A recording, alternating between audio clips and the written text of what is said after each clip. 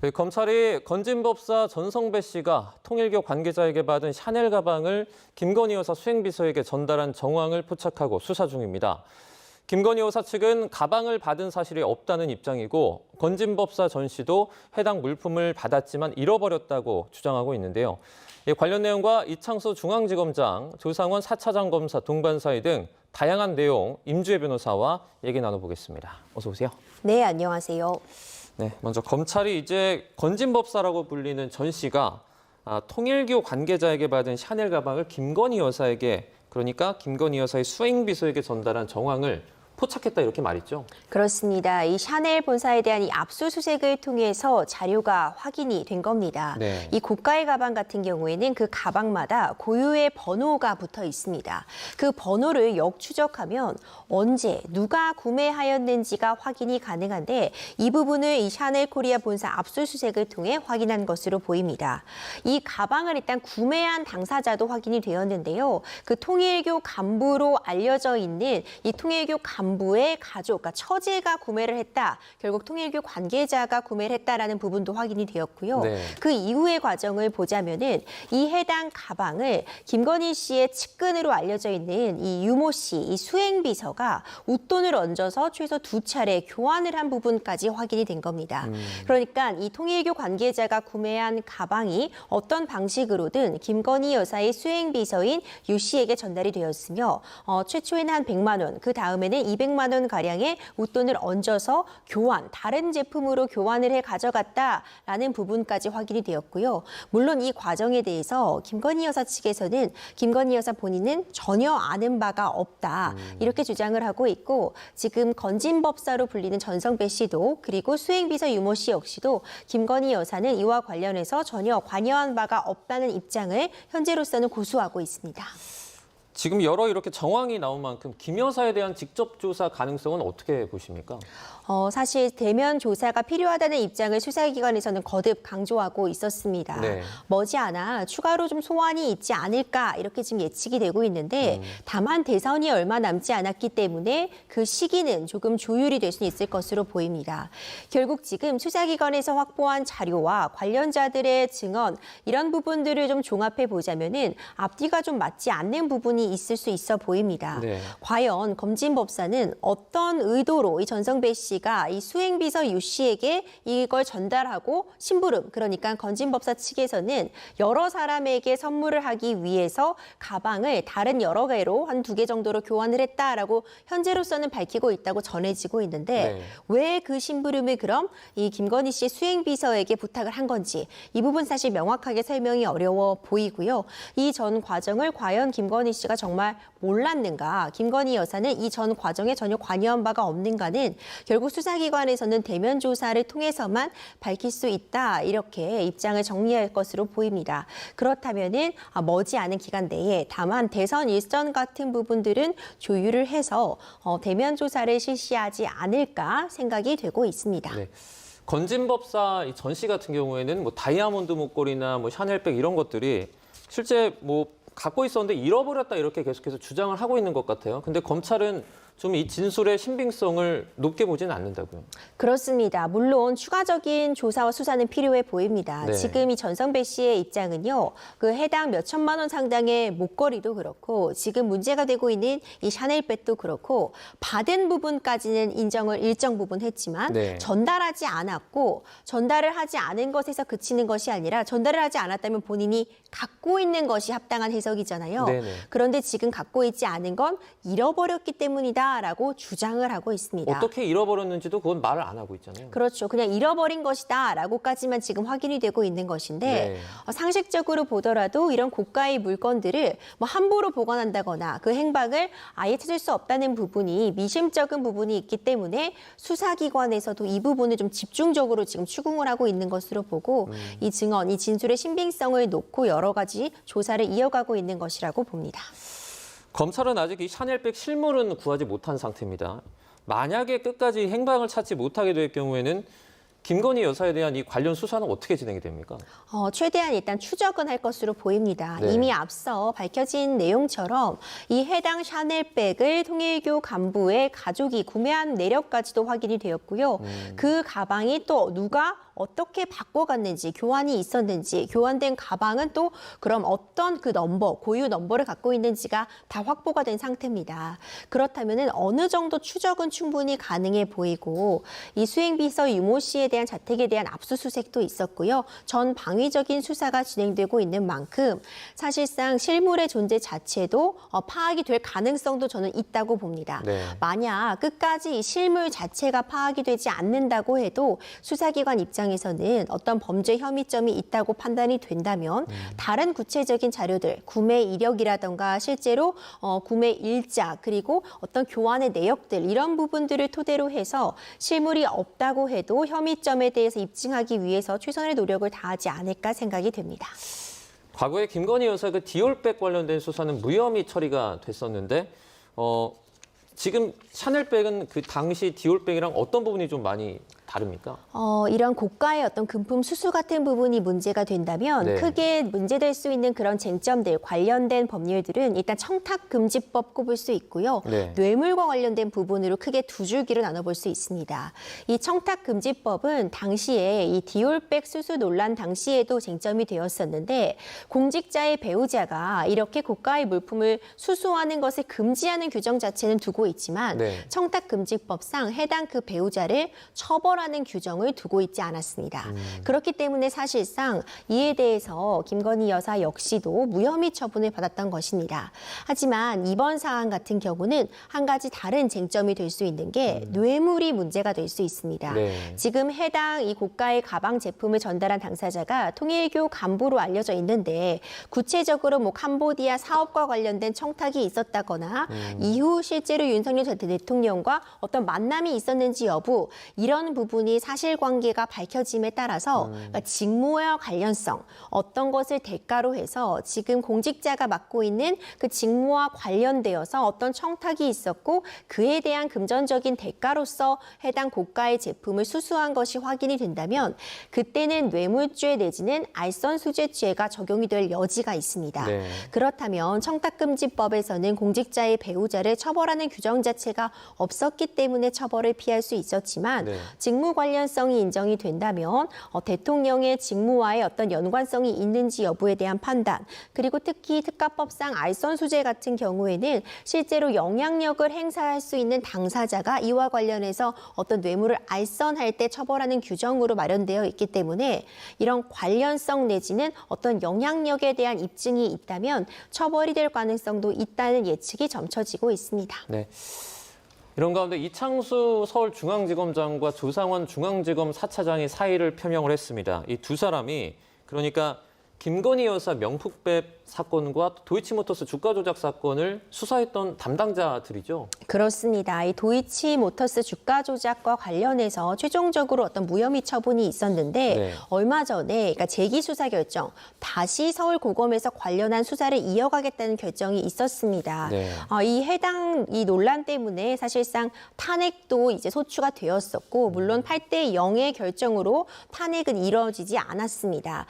이 직무에 복귀한 지 한 2달여 정도의 시간이 지났는데 네. 일단 이창수 서울중앙지검장과 조상원 중앙지검 4차장 역시 이 탄핵 과정에서 일단 8대 0으로 어떤 문제가 없다는 부분을 확인을 받았지만 그 과정에서 심신이 매우 지쳐서 건강상의 어떤 그런 문제가 발생한 부분도 있고 어느 정도 수사에 대해서 할 일을 다 마쳤기 때문에 이제 사임을 하려고 한다는 입장을 펴면서 이제 최종적으로 수리가 된다면은 사임이 이루어지게 되는 과정이 남아 있습니다. 네.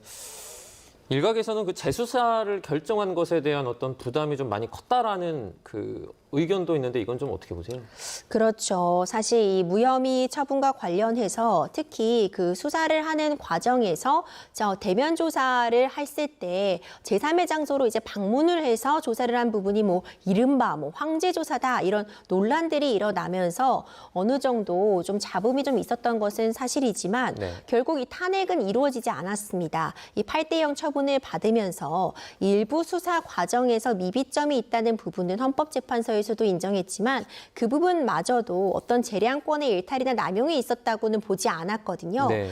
이제 그럼에도 불구하고 이제 최근에 다시 재수사 결정이 있게 되면서 만약 그 재수사 과정에서 이전의 판단과 다른 판단이 내려진다면은 이 부분이 좀 부담으로 작용했을 가능성도 충분히 있어 보이고 사실상 지금 윤석열 전 대통령의 이제 탄핵 이후로 이 검찰 조직 내부적으로도 어떤 이런 조직 개편의 그런 움직임 이런 부분들이 좀 예측이 되는 그런 상황이다 보니까 네. 스스로 좀 사직을 택하지 않았을까 하는 그런 예측들이 지금 내부적으로 나오고 있는 것 같습니다. 네.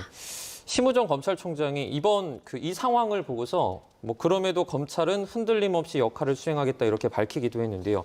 만약에 이 두 사람의 사직이 확정이 되면 그 서울중앙지검은 어떻게 되는 겁니까? 대행 체제로 운영이 되게 됩니다. 이 검찰이라는 조직은 아주 큰 조직이기 때문에 맡은 바 역할들이 있고 그 분담에 따라서 사임이 있다고 해서 당장 어떤 조직 자체가 역할이 붕괴되지는 않을 겁니다. 네. 이미 탄핵이 소추됨으로써 이 검사 3인에 대한 탄핵 소추 과정에서도 이제 직무대행 체제를 한번 거쳤던 바가 있거든요. 네. 하지만 이 과정에서 지금 여러 가지 굵직굵직한 수사들, 이 도이치모터스에 대한 재수 사건도 있고요. 이재명 지금 후보에 대한 그런 굵직굵직한 그런 사건들 네. 여전히 지금 진행 중인 상황이라는 점에서 어떤 일정에 있어서의 좀 차질은 불가피할 수 있습니다. 다만 지금 이창수 서울지검장과 조상원 4차장 역시도 지금 사임을 표하는 것이 어떤 도이치 재수사에 대한 부담 때문은 아니라고 밝히고 있거든요. 그리고 심우정 검찰총장 역시도 검찰은 흔들림 없이 맡은 바 일을 계속해 나갈 것이다라는 입장을 폈습니다. 네. 이제 이런 부분들을 이제 종합해 보자면 업무는 이제 분담해서 맡게 될 것이고 대행이 필요한 부분은 대행 체제로 가겠지만 기본적으로 검찰에서 현재 진행 중인 상황들은 이미 지휘가 내려진 그 상황에 따라서 밀고 나갈 것이다. 이렇게도 충분히 해석이 가능해 보입니다.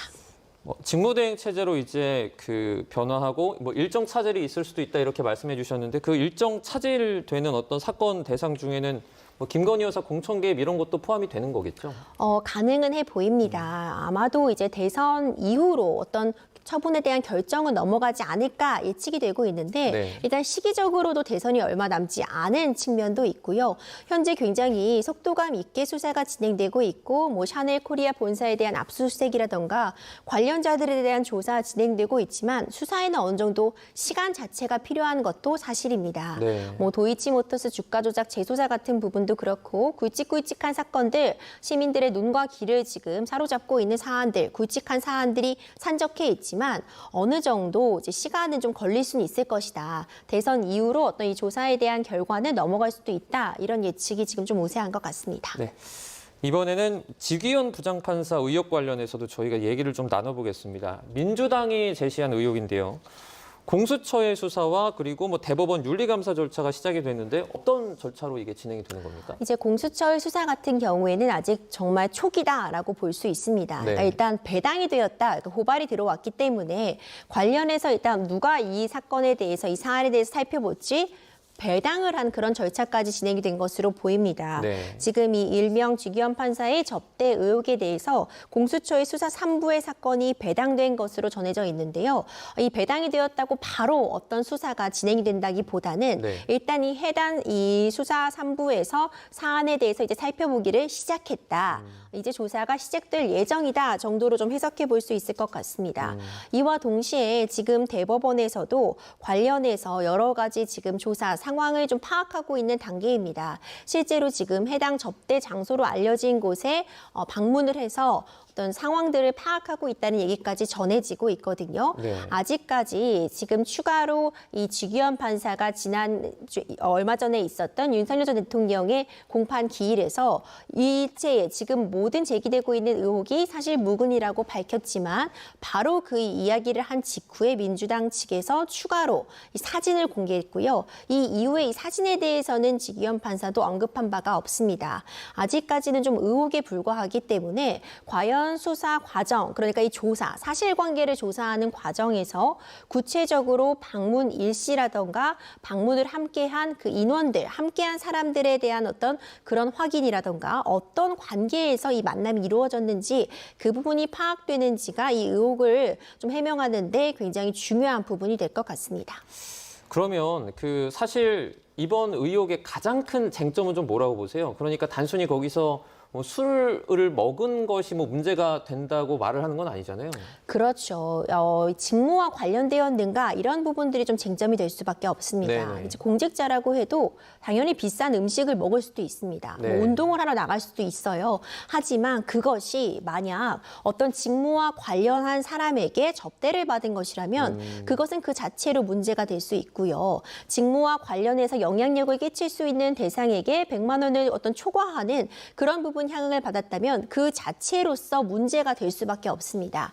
이 판사라는 지위를 좀 고려할 측면이 있는데 하지만 이런 사진의 존재, 그러니까 어떤 영업소에서 지인들과 함께 방문한 것으로 추정되는 사진이 있다는 존재만으로 이런 혐의점이 입증된다고 보기는 어렵습니다. 네. 구체적으로 방문 일시라던가 함께 방문을 한 그 인원들과 지기현 판사의 관계 이런 부분들이 밝혀지는 것이 이번 의혹을 해소하는 핵심이 되리라고 봅니다. 네, 그러니까 동석자가 누구냐, 또 어느 규모의 뭐 접대를 받았냐 이게 좀 중요할 것 같은데 지금 지판사 같은 경우에는 비상계엄 내란 사건 재판장을 맡고 있지 않습니까? 좀 차질이 없을까요?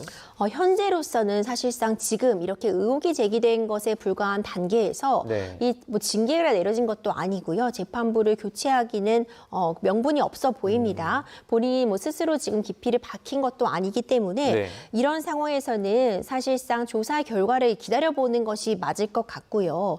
여러 조사나 사실관계에 대한 확인 끝에 만약 지금 민주당 측이 제기한 것처럼 그 의혹이 일정 부분 사실로서 밝혀지게 된다면 네. 이 관련법에 따라서 징계가 내려질 수 있고 그렇다면은 사건이 재발행될 가능성이 있기는 합니다. 하지만 아직까지는 의혹 제기 단계이기 때문에 네. 대법원이라던가 공수처에서 파악하는 사실관계들에 대해서 조금 더 살펴볼 필요성은 있어 보입니다. 네. 이번에는 이재명 민주당 대선 후보 공직선거법 위반 사건의 대법원 판결 논란을 다루는 이 법관 대표회의 안건이 정해졌다고 하는데요. 실제로 대법원 판결에 대한 내용은 이 안건에서 지금 제외가 된 상태라고 하죠.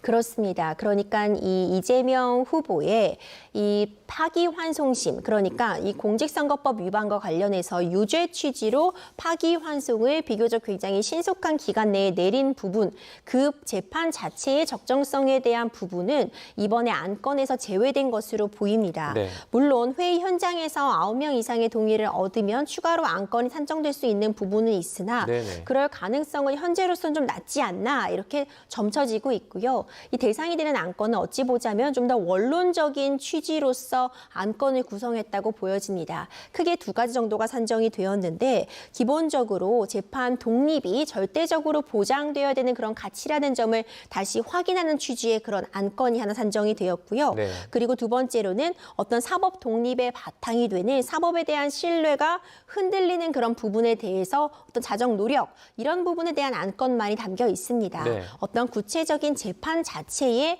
어떤 정당성이라던가 위법 사항에 대한 논의라기보다는 어떤 사법부의 독립성이나 사법부의 신뢰라는 원론적인 이야기를 다시 한번 나누는 그런 자리가 될 것이라고 예측이 되고 있습니다. 네, 마지막으로 짧게 하나만 여쭤볼게요. 회의 소집 자체를 반대한 판사들도 많다고 이제 전해지고 있는데 이렇다 보니까 공식적인 반응이 나오지 않을 수도 있다라고 하는데 이건 어떻게 보십니까? 과반이 출석을 하고 과반이 찬성을 해야지 어떤 의견 표명이 가능한데 만약 이런 부분들이 충족이 되지 못한다면은 별도의 공식적인 의견 표명은 없을 가능성도 점쳐집니다. 네, 알겠습니다. 오늘 여기까지 듣도록 하겠습니다. 임주혜 변호사와 함께했습니다. 고맙습니다.